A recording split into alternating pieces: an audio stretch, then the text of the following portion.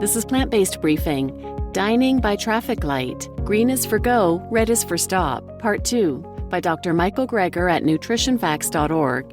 And I'm Marian Erickson, and this is the curated content plant-based podcast, where I get permission and narrate a variety of articles on plant-based and vegan living in about 10 minutes or less every weekday.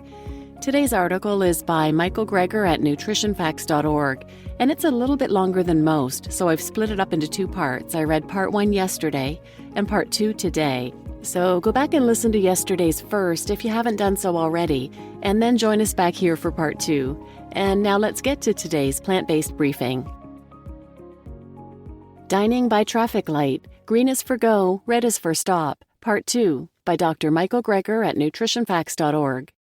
The limited role I see for yellow light foods in a healthy diet is to promote the consumption of green light foods. Yellow light foods can be the spoonful of sugar that makes the medicine go down. If the only way I can get a patient to eat oatmeal in the morning is to make it creamy with almond milk, then I tell them to add almond milk. The same could be said for red light foods. If the only way you're going to eat a big salad is to sprinkle on something like Bacos, then sprinkle away. Bacos are an example of what I refer to as an ultra-processed food, one that bears no redeeming nutritional qualities or resemblance to anything that grew out of the ground, and often has added badness. Bacos has added trans fats, salt, sugar, and even red 40, a food dye that may cause thousands of thyroid cancers every year. As a red light food, it should ideally be avoided, but if the alternative to your big spinach salad with something like Bacos is KFC, then it's better to sprinkle on some Bacos. The same even goes for real bacon bits. I realize some people have religious or ethical objections to even trivial amounts of animal products. Growing up Jewish next to the largest pig factory west of the Mississippi, I can relate to both sentiments. But from a human health standpoint, when it comes to animal products and processed foods, it's the overall diet that matters. For example, without hot sauce, my intake of dark green leafy vegetables would plummet. I could try making my own from scratch, of course, but for the time being, the quote-unquote green ends justify the red means. On the same note, it's really the day-to-day that matters most. It shouldn't make a big difference what we eat on special occasions. Feel free to decorate your birthday cake with edible bacon-flavored candles.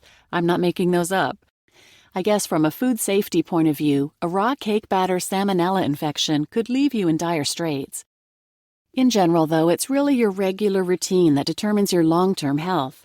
Our body has a remarkable ability to recover from sporadic insults as long as we're not habitually poking it with a fork.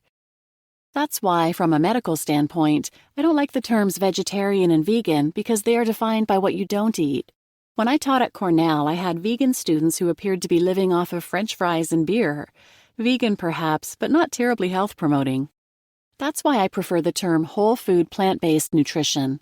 In general, the dividing line between health-promoting foods and disease-promoting foods may be less plant-sourced versus animal-sourced foods and more whole plant foods versus most everything else. Key takeaways. Every time we eat, we have an opportunity to enjoy something even healthier. I use the traffic light system when I look at food to quickly rank their relative healthfulness. Green means go, yellow means caution, and red means stop and think before you put it in your mouth. Green light foods, unprocessed plant foods, should be maximized. Yellow light foods, processed plant foods, and unprocessed animal foods should be minimized. And we should avoid red light foods like ultra-processed plant foods and processed animal foods. The best available balance of evidence suggests the most healthful diet maximizes consumption of fruits, vegetables, legumes like beans, split peas, chickpeas, and lentils, whole grains, nuts and seeds, mushrooms, and herbs and spices. Plant foods, which are typically more healthful than animal-based foods, are higher in protective nutrients such as phytonutrients, antioxidants, potassium, and fiber, and lower in disease-promoting factors including saturated fat, cholesterol, trans fat, and sodium. And unprocessed foods tend to be more healthful than processed foods. The classic example of a processed food is the milling of grains from whole wheat to white flour. Processing doesn't always lower the healthfulness of a food. For instance, tomato appears to be the one common juice that may be more healthful than the whole fruit, because the processing of tomato products boosts the availability of its antioxidant red pigment by as much as 5-fold. In terms of my traffic light system, I think of unprocessed as nothing bad added and nothing good taken away. There is a role for yellowlightfoods, albeit a limited one, to promote the consumption of greenlightfoods. For example, if adding a yellowlight food to a greenlight food is the only way you will eat it, then it's worthwhile. Add almond milk to oatmeal, for example, if plain oatmeal isn't creamy enough for you to eat it. Ultra-processed foods have no redeeming nutritional qualities, don't resemble anything that grew out of the ground, and often have added badness. For example, Bacos with their added trans fats, salt, sugar, and even Red 40, a food dye that may cause thousands of thyroid cancers every year. As a red light food, it should ideally be avoided, but if the alternative to a spinach salad with Bacos is KFC, then sprinkle on some Bacos to avoid the even worse red light meal. Your regular routine determines your long-term health, so don't place great significance on a special occasion meal here or there. Our body has a remarkable ability to recover from sporadic insults. Just don't constantly, habitually assault it with a fork. I prefer the term whole food plant-based nutrition to vegetarian or vegan because you can be vegetarian or vegan without being health-promoting in your diet.